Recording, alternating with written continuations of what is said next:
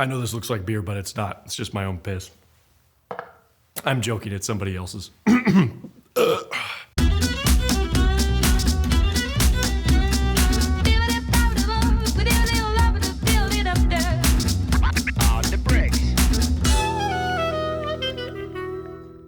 Hey everybody, welcome to a new episode of Done Better, the only review show where I, your host, Andrew Garfield, take mediocre to terrible films and fix them, so you can pine for a film that doesn't actually exist, or at least imagine what could have been. It's like sex in VR. Not really sex, but it's fun to pretend. That's gross. You people make me sick. This episode, I decided to take a break from the sludge of superhero films that have been making my eyes bleed and break into an entirely different type of franchise. A franchise my poor heart actually has some stake in. This is Jason Bourne, Done Better. Facial recognition got a hit. Jason Christ, that's Jesus, Bourne. Jason Bourne, the fifth movie in a franchise that should have ended well before Jeremy Renner could insert his bored face into the action. Jason Bourne, the movie Paul Greengrass and Matt Damon promised us they wouldn't make unless there was a story worth telling. Or, until they had a few weeks off between productions and felt like taking the piss out of Jeremy Renner. Because really, that's the only reason I can actually imagine as to why they did it. It certainly wasn't for the story. I actually really like the Bourne franchise, specifically number 5, The Bourne Supremacy. It's actually one of my favorite action films of all time for a many number of reasons. I may get flack for saying that, but hopefully I can later explain why I enjoy it so much and why this Bourne film takes what made Supremacy great and seem to ignore it. Also, if you give me flack for it, preemptively, fuck you.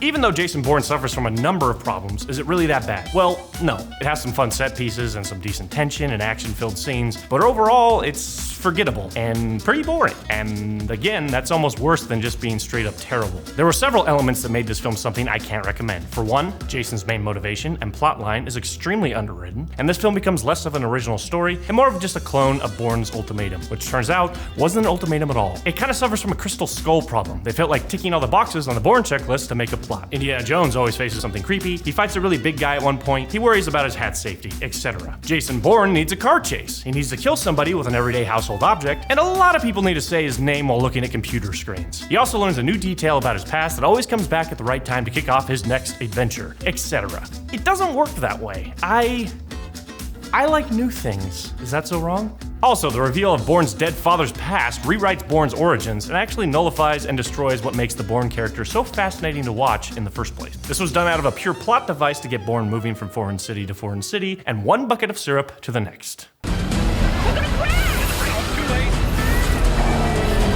Shoot, to the Dukes, that's about like taking Grandma for a Sunday drive.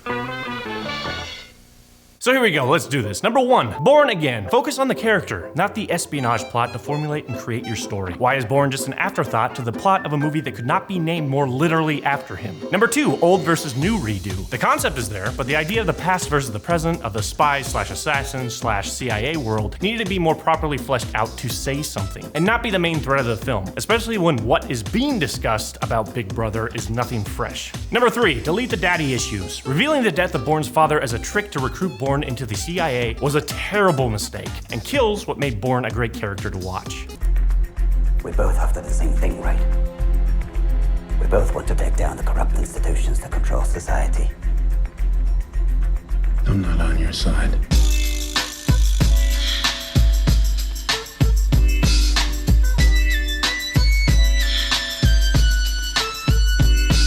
So, number 1. Let's start this episode with the big one first, shall we? Bourne's plotline in the film is as follows, and as quickly as I can.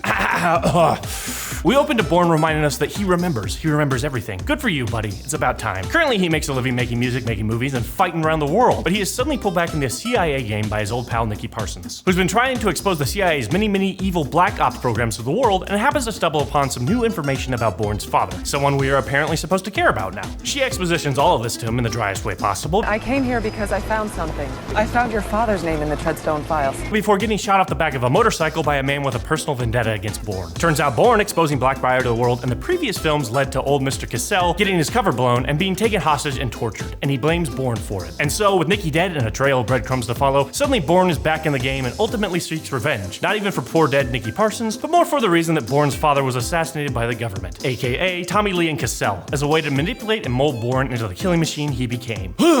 So, Bourne's ultimate plotline and motivation boils down to this. They killed my pa! What a boring way to go for a sequel of any kind. Here's part of the reason I like the Bourne Supremacy so much. Bourne's motivation and plot in that film has less to do with the CIA storyline and more about who he is as a character. After losing Marie to Carl Urban, Bourne actually goes on more of a spiritual quest, not a revenge quest. As someone with no memory of his past, other than the loose lens-flared fragments here or there, losing Marie is the first he has ever felt any kind of actual loss in his life, and it makes him look inward, realizing that he had done the same thing to others back when he was an assassin, specifically to a girl named Irina Neski, whose parents he murdered during his first job. Despite also getting swept up into the CIA's evil storyline, Bourne's end goal in Supremacy is really to find the girl whom he hurt and try to make up for at least one of the terrible things his former self did by telling her the truth. That's an awesome character to watch in an action film, and I love that angle of storytelling in a film genre that's usually more concerned with creating corpses for the audience than apologizing for them. So, back to this new film. You know what was actually fascinating about everything I spewed out of my mouth about the plot? How about that part about the ex-CIA guy with a massive fucking grudge against Bourne? The guy who actually has an extremely legitimate reason to be pissed at not only Bourne, but also at the CIA, who let Bourne get him into that situation in the first place. So,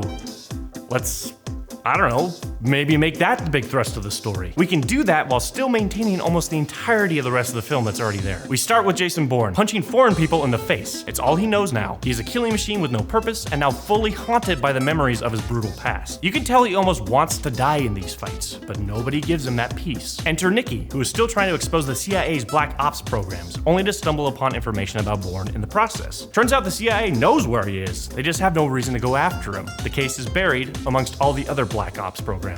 Nikki tracks Bourne down to warn him about the CIA knowing his whereabouts, but also in the hopes that with her information now gathered, she can finally expose what the CIA has kept hidden, using him as an example. Bourne wants no part in any of this, but finds a new kind of light in coming in contact with real humanity for the first time in a long time. He has a respect for what she is trying to do. Enter Cassel, who has used Nikki to get exactly what he wants, both the information on the black ops programs and a direct path to Bourne. Nikki is killed by Cassel, and now Bourne is stuck with completing her mission, the mission she died for. The rest of the film set pieces can play out almost as it is, but with the setup being changed like this, suddenly we raise the stakes and remotivate Bourne. Bourne watches the only shred of justice and decency in a long time get killed in front of him, and is soon being hunted by a man who wants him dead, the very thing Bourne almost wants for himself. He has to survive for Nikki's sake, and expose the agency that made him what he is, despite his reluctance to do so. Then, over the course of the film, he finds new life in taking over Nikki's project. Suddenly he's useful again, and for a more justified reason than assassination this time. But by the climax, he unfortunately realizes his goal is actually the same as Cassel's. The man who has been trying to kill him is also trying to do the right thing in exposing the black ops programs and the people that f***ed him over. But this man also killed Nikki during the process, even if it's Bourne who he wanted dead, for a very good reason. Suddenly Jason has to face a real conflict. Cassel's character is just another version of himself. He is literally facing himself and has to decide whether to kill him. Wow, deep shit, right? What makes Bourne different than Cassel? Are either of them really doing the right thing? That sounds way more interesting to me than "you killed my pa!"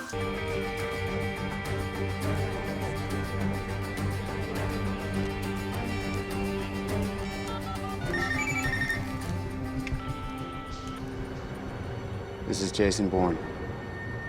I want to come in. It's part of the program. I need someone I know to bring me in. Alexander Strasse. 30 minutes under the world clock. It's easy. Number 2. More than any previous Bourne film, I felt we spent a lot more time in what I am going to start calling the Snyder Bay Room. These are basically rooms where a great many number of characters we don't care about often feed us exposition to tell us what is happening on a TV or computer screen, despite the fact that we can see it ourselves. Strikers Island, east of Metropolis. That's uninhabited.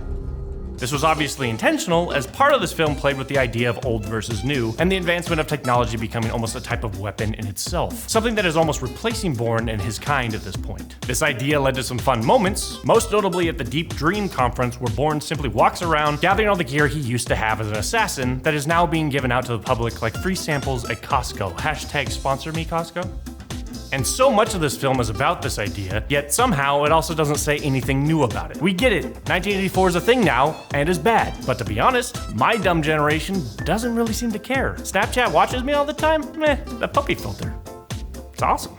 That almost should have been the actual point. They're actually trying to stop Cassel, who they see as more of a threat now that our new tweaks have given him motivation to not only kill Bourne, but also expose their secrets to the world. Make Ex Machina's desire to bring in Bourne to work with them a real one, and make Tommy Lee oppose the idea. She wants to combine the future of the CIA with the old to stop them from being exposed. He wants to just let all of it stay buried, and would rather see both Bourne and Cassel dead, because they are both poor reflections of the old ways, something he is trying to distance himself from so he stays in power. That butting of heads can still happen as it does now. Tommy keeps trying to get Cassel to kill Bourne, Ex Machina wants Bourne to kill Cassel, but ultimately they are both hoping the old A-list assassins just kill each other off so they can take the next steps in the future of the CIA without any baggage. Basically, less is more here. The less we see of the Snyder Bay room, the better. I want character, not calculations. Also, there's something about that deep dream app involved in this plot, the all-seeing eye surveillance thing, that reminds me of something horrible. Something from my past that I also tried to forget. You know about Genesis? How? What is it? Where'd you hear about it? I'll call you back. Genesis is an operating system? Oh yeah, that. Hey, everyone, that's not how people work. The entire world isn't gonna use any one single app, no matter how great it is. Part of what makes us human is to eventually despise something that becomes too popular. It's what we do best. We will never be this guy. Genesis does everything. My phone will link to my tablet, will link to my computer, will link to my car. Everything in my life uploaded and online 24/7. Totally connected. Connected to what? Unless maybe because of Snapchat. Hashtag Snapchat sponsor me. That puppy filter. The world of pancakes has changed. Enjoy your meal. Thank you. Yes, gone are the days of empty titles. Our enemies have become much more sophisticated. Cheer up, Dad.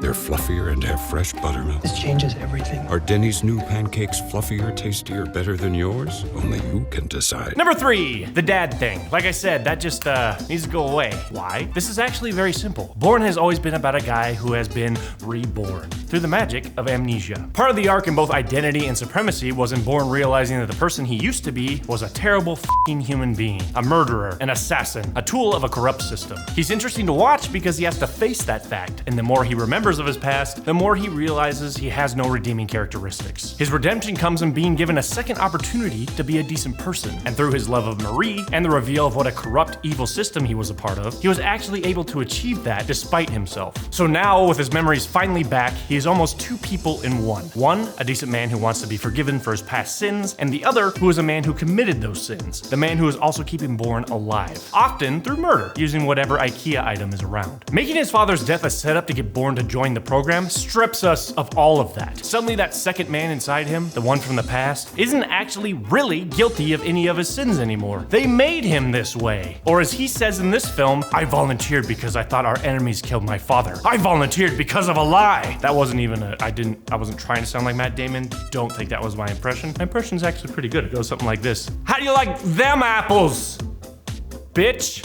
Anyway, fucking damn it, that's not Bourne. Assassin Bourne knew what he was doing and what he was getting into, and he was fine with that at the time. All the drama for the previous films, all the fascinating things to watch, was him having to face that at every turn. You ripped your character of what made him great, you goddamn fools.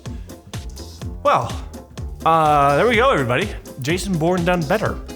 But before we go, here's the bits and pieces that would have improved this even more. Ugh. If you're gonna have that many screens in this film, give us something more interesting to watch on them. A suspect matching Bourne's description has stolen a police motorcycle.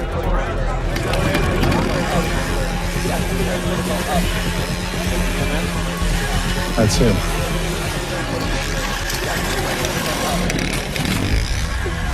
Jesus Christ, it's Jason Bourne. That Moby song was on the Bourne checklist, by the way, that I mentioned earlier, that whole thing. Let's get a new song.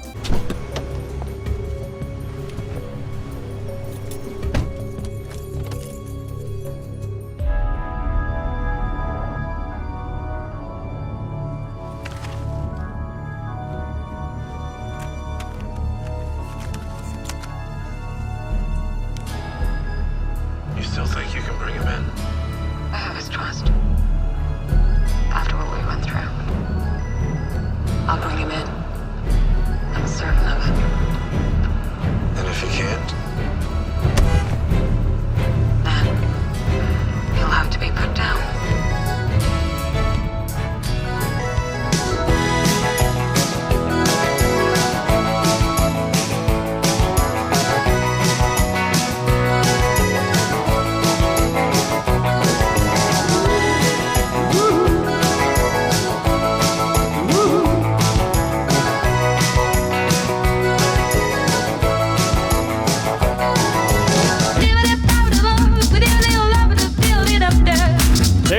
everybody. Thank you very much again for sitting all the way through another Done Better with me, your host, Andrew Garfield. Be sure to like and subscribe and do all that internet bullshit. That would be awesome. Again, I'm making more and more of these. Hopefully it just becomes something I can do on a very regular basis, because I would love to get more of these out to you guys so that you can yell at me in the comments section and I can yell back, and we can drink and celebrate pain and agony in the future apocalypse. By the way, do you think Jeremy Renner watched this film? He just sat there with his arms folded like, this is my Jason Bourne.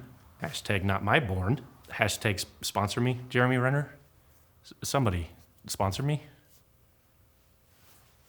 Cut.